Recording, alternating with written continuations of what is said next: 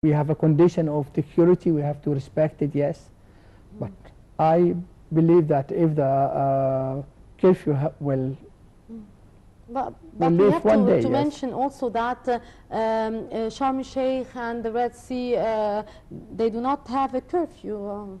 Yes, of course, yes, of course. I mean, this is, let me go back. Sharm el-Sheikh, Red Sea coast is totally safe. They are totally enjoying what they have. They can come Sharm el-Sheikh, Hurghada, Marsa Alam as well. It's very, very safe. And I think with more event can be done there by our artist or our singer here or there during the next Eid. That will also be a good attraction to the Arab countries. Talking about the next Eid, Egypt and Saudi Arabia signed a protocol of cooperation, and Saudi Arabia is adopting a new campaign or initiative called Let's Spend the Feast in Egypt. Yes.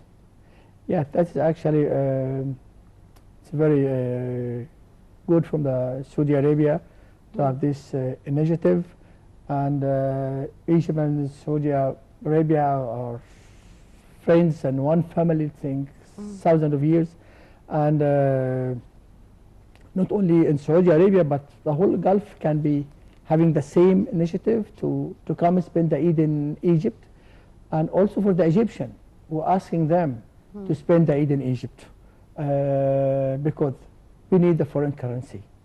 That is very important to us, and this will tourism will be the fastest response for the economy, not only to the direct but also the indirect people are working with.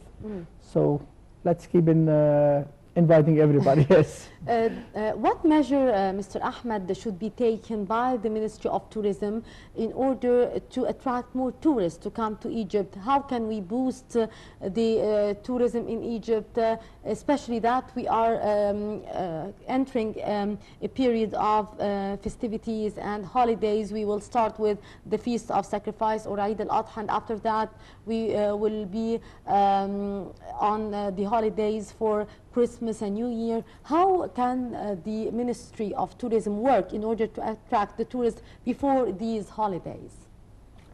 I think first the Ministry of Tourism, they have to think what is the plan in 2 weeks from now, let me say so. What's the plan after settled the politics situation in the country?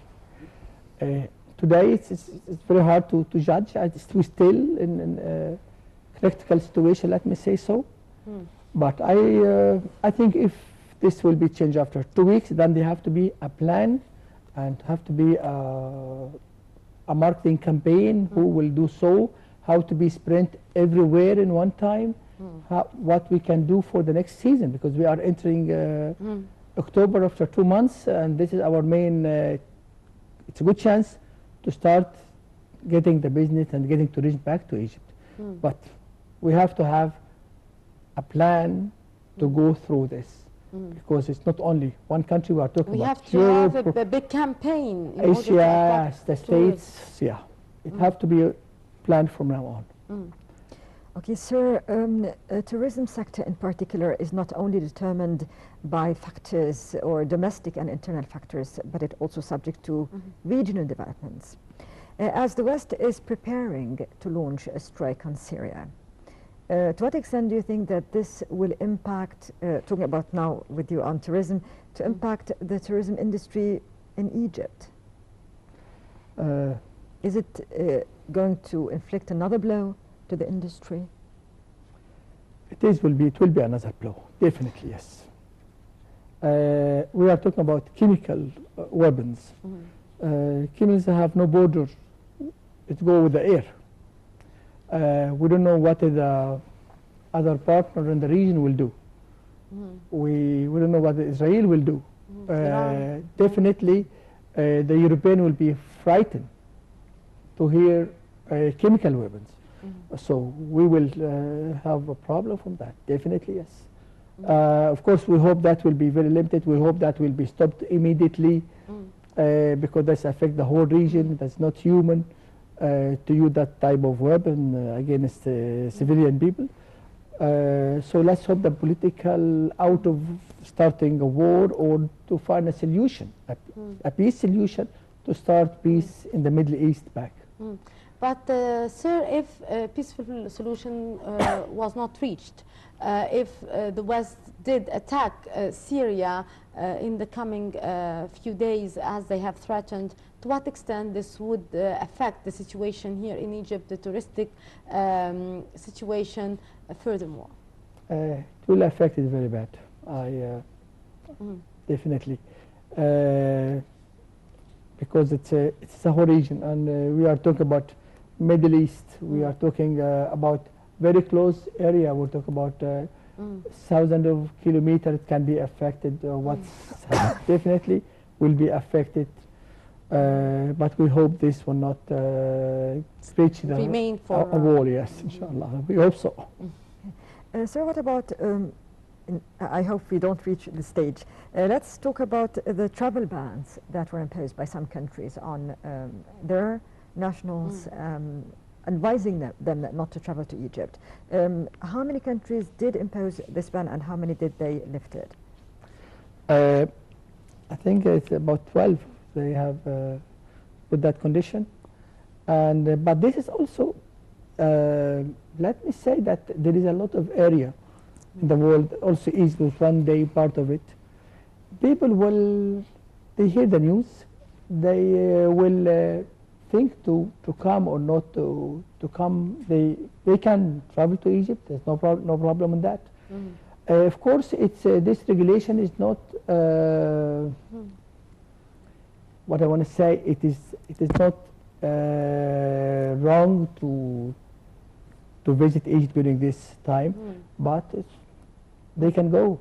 They can go. Yes, we as Egyptians here on the ground, we are seeing the situation. We know that Egypt is safe, but how can we deliver this message to the West that Egypt is safe? You can come, you can enjoy the beaches, you can enjoy the sun.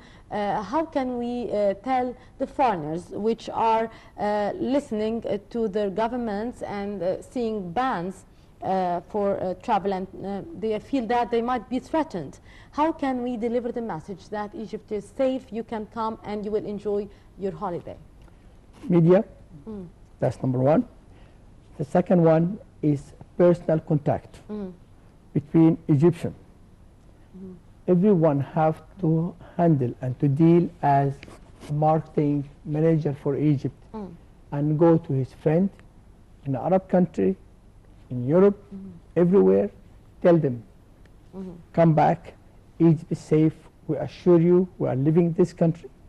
And it is not, it's very easy to get 5 million invitations by now. Imagine them, what I told you, that if everybody go and ask and keep going and keep mailing the people and mailing the friend in the Arab country, come on, let's come, let's enjoy the feast here. Yeah.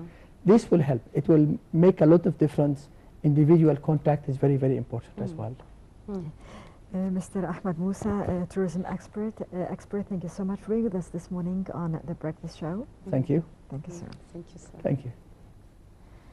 And this brings us to the end of this morning's edition of Breakfast Show. Thank you for joining us. Thank you, Hind. And I would like to thank our dear viewers for being with us on The Breakfast Show. And please stay tuned for more of our programs on Nile International.